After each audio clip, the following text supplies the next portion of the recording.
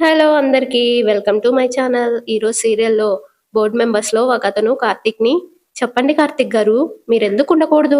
అనగానే Karthik, "sorry sir. నేను కేవలం ఈ బోర్డ్‌కి సలహాదారుడిగా మాత్రమే ఉండాలనుకుంటున్నాను. నాకున్న వ్యక్తిగత బాధ్యతల వల్ల, కొన్ని నిబంధనల వల్ల నేను ఈ బాధ్యతల్ని తీసుకోలేను. దయచేసి ఈ విషయాన్ని మళ్ళీ ప్రస్తావించకండి" అని అంటా ఉంటే జోష్న తనలో తాను, "బావ మాట్లాడేది నిజమైతే డ్యాడీ ఎందుకు ఆపుతున్నాడు? ఏదో ఉంది" అని అనుకుంటూ ఉంటది. శివనారాయణేమో, "ముందు నువ్వు చెప్పు దశరథ. మన ఫ్యామిలీలో ఇంకెవరున్నారు? అసలు జోష్న సీఈఓగా ఉండడంలో నీ అభ్యంతరం ఏంటి? ఈ 2 ప్రశ్నలకి సమాధానం చెప్పు" అనగానే దశరథ, "నేను మీతో కాస్త పర్సనల్‌గా మాట్లాడాలి నాన్న" అని అంటాడు. అప్పుడు శివనారాయణ, "హ్మ్. ఓకే.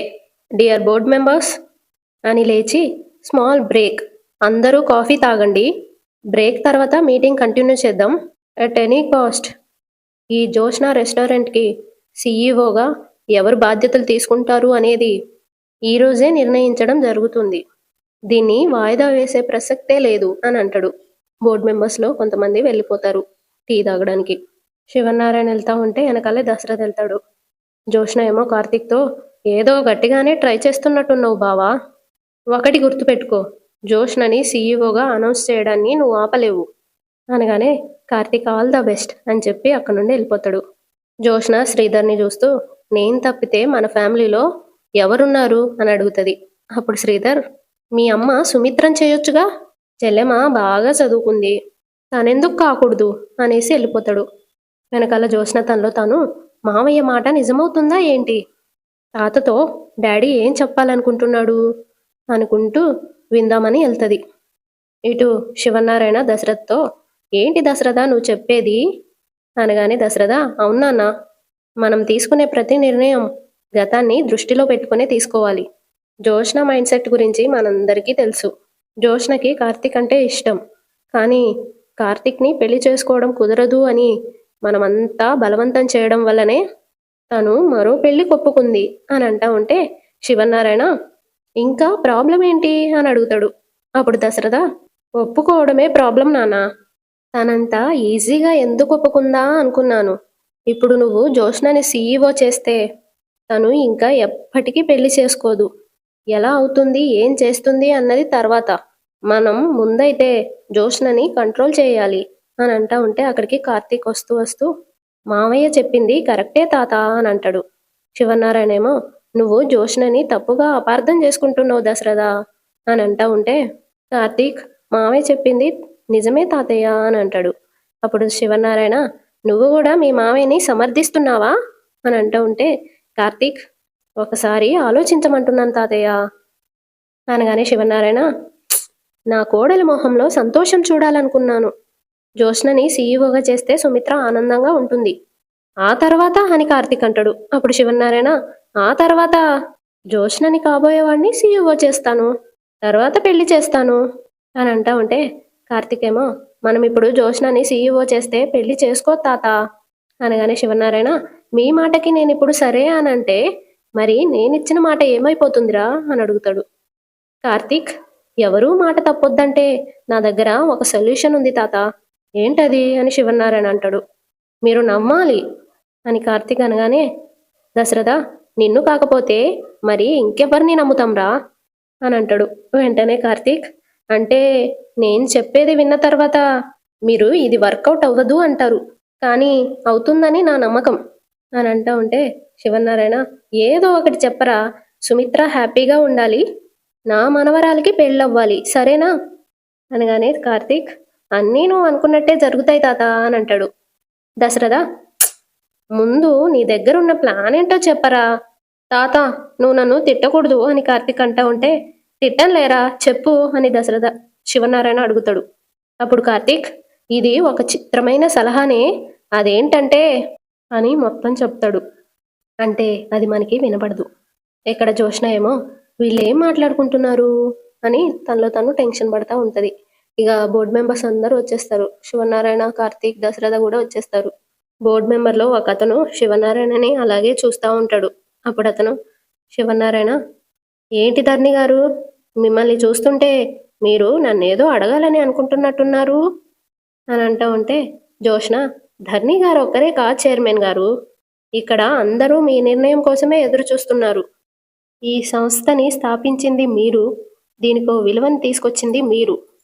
కానీ కొందరికి ఇవేమీ అర్థం కావు అని అంటా ఉంటే కార్తీక్, కాసేపు ఆగితే మీకు అన్నీ అర్థమవుతాయి పెద్ద మేడం గారు అని అంటాడు. శ్రీధర్ ఏమో, చైర్మన్ గారు మీ నిర్ణయం ఏంటో చెప్పండి అని అడుగుతాడు. వెంటనే శివనారాయణ, చెప్పాల్సింది నేను కాదు దశరథ అని అంటూ ఉంటే ఆ బోర్డు మెంబర్స్లో ఒక అతను, ఎవరు చెప్తే ఏంటండి, చెప్పాల్సింది మీ మనవరాలి పేరే కదా, త్వరగా చెప్పేయండి. సిఈఓ పదవి గురించి, పదవిలో ఉండే పనుల గురించి ఇంతకంటే గొప్పగా ఎవరికి తెలుస్తుంది అని అంటూ ఉంటే దశరథేమో, పదవికి కావాల్సింది అనుభవం ఒకటే కాదు, అర్హత కూడా ఉండాలి అనగానే ఆ బోర్డు మెంబర్లో ధర్ని అనే అతను, మీ కూతురికి మించిన అర్హత ఇంకెవరికి ఉంటుందండి అని అంటాడు. అప్పుడు దశరథ, ఉంటే వాళ్ళకే అప్పచెప్పండి అని అతను అంటాడు. ఆల్రెడీ ఫోన్ చేశాను, వస్తున్నారు అని దశరథ అంటా ఉంటాడు. అప్పుడే అక్కడికి కారు వస్తుంది. కారులో నుండి పారు దిగుతూ ఉంటుంది. ఇక్కడ జోష్న ఏమో తనలో తాను, నన్ను కాదని ఇప్పుడు ఎవరిని సీఈఓ చేయాలని అనుకుంటున్నారు అని అనుకుంటూ ఉంటుంది. తాతని కూడా ఒప్పించగలిగారు అంటే ఆ వచ్చేదెవరో నాకంటే తోపై ఉండొచ్చు అని అనుకుంటూ ఉంటుంది జోష్న తనలో తాను. పారు ఏమో బిల్డప్ ఇచ్చుకుంటూ కళ్ళజోడు చేసి తుడుచుకుంటూ వస్తుంది. ఆ ధర్ని అనే అతను, ఆ సీఈఓ ఎవరో మాకు కొంచెం చెప్తారా అని అంటూ ఉంటే దశరథ, చెప్పడం ఎందుకు, కాసేపు ఆగితే వాళ్ళే మీ ముందుకొస్తారు అనగానే పారు డోర్ తీసుకొని అందులో ఎంటర్ అవుతుంది. అందరూ గ్రానీని చూసి షాక్ అవుతారు. అరుణ్ చూసి శివనారాయణ కూడా షాక్ అవుతాడు. జోష్న ఏమో, జోష్న రెస్టారెంట్ కొత్త సీఈఓ గ్రానీనా అని గట్టిగా అంటది. శ్రీధర్కి శివనారాయణకు కూడా ఏమో అర్థం కాదనమాట. పారు ఏమో, ఏంటి నేను సీఈఓనా, ఇందుకేనా నన్ను పిలిచింది, మీరు ఇంతగా కోరుకుంటుంటే నేను కాదనలేను, నన్ను సీఈఓ చేయాలనుకున్న మీ అందరికీ అని దండం పెట్టబోతే కార్తీక్, పారు ఒక్క నిమిషం, ఏంట్రా అని పారు అంటది. నువ్వు కాస్త పక్కకు తప్పుకుంటే వెనకాల వాళ్ళు ముందుకొస్తారు. వెనక ఎవరున్నారా అని పారు తప్పుకుంటది. వెనకాలే దీపు ఉంటది. దీపం చూసి అందరు షాక్ అవుతారు. కార్తీక్ ఇంకా దశరథ నవ్వుతూ ఉంటారు. దశరథ, దీపా రామ్మా అని పిలుస్తాడు. దీపా కూర్చో అమ్మా, పిన్ని నువ్వు కూడా కూర్చో అని అంటాడు. పర్లేదండి అని దీప అంటా ఉంటే, నేను చెప్తున్నాను కదమ్మా కూర్చో అని దశరథ అంటాడు. దీప కూర్చోబోతే జోష్న, డాడీ 1 మినిట్. ఏంటి అని దశరథ అంటాడు. వెంటనే జోష్న, పని వాళ్ళు ఈ మీటింగ్ హాల్లో రావాల్సింది కాఫీలు టీలు కావాలా అని అడగడానికి, మనతో పాటు సమానంగా కూర్చోడానికి కాదు. పారు ఏమో, ఎవరి గురించి మాట్లాడుతున్నావు అని డౌట్గా అడుగుతుంది. అప్పుడు జోష్న, దీప గురించి అనగానే పారు నవ్వుతుంది. దశరథేమో, దీప ఇప్పుడు పని మనిషి కాదు అనగానే మరెవరు అని జోష్న అడుగుతుంది. వెంటనే దశరథ, దీప ఇప్పుడు జోష్న రెస్టారెంట్స్కి కాబోయే సీఈఓ అనగానే అందరు షాక్ అవుతారు. పారు, దీపని అర్జెంటుగా తీసుకురమ్మని ఫోన్ చేసింది ఇందుకా అనగానే దశరథ, అవును పిన్ని అని అంటాడు. పారు తనలో తాను, ఇప్పుడు నా మనవరాలికి అన్యాయం జరిగేలా ఉంది, నేనే అడ్డుపడాలి, ఎలా అబ్బా అని అనుకుంటూ ఉంటది. జోష్న నవ్వుతూ వెటకారంగా, సీఈఓ అంటే chief executive officer, cleaning executive officer కాదు అనగానే దశరథ, నాకు తెలుసు జోష్న, పదవి గురించే కాదు దాని బాధ్యతల గురించి కూడా తెలుసు, అందుకే ఓ బాధ్యత కలిగిన మనిషిని సీఈఓ పోస్ట్కి సజెస్ట్ చేస్తున్నాను అనగానే జోష్న వెటకారంగా, ఇంట్లో గిన్నెలు కడుక్కునే ఈ పని మనిషితో ఆఫీస్లో ఫైల్స్ మీద సంతకాలు పెట్టించాలనుకోవడం రాంగ్ డెసిషన్ అవుతుంది డాడీ అని అంటూ ఉంటే కార్తీక్, మేడం జోష్న గారు హోల్డ్ యువర్ టంగ్, నా భార్య ఏమీ సీఈఓ కావాలని కోరుకోవడం లేదు, దశరథ గారే ఫోన్ చేసి రప్పించారు అని అంటాడు. అప్పుడు జోష్న, గతంలో కూడా దీపని అడ్డు పెట్టుకుని మావయ్యని సీఈఓ చేశారు అని అంటూ ఉంటే శ్రీధర్ ఏమో, మావయ్య గారు పిలిచారనే వచ్చాను తప్ప నేనేమీ సీఈఓ అవ్వాలనే ఆశతో రాలేదు, మావయ్య గారు బాధ్యతలు అప్పగించారు, బాధ్యతగానే చేశాను అని అంటాడు.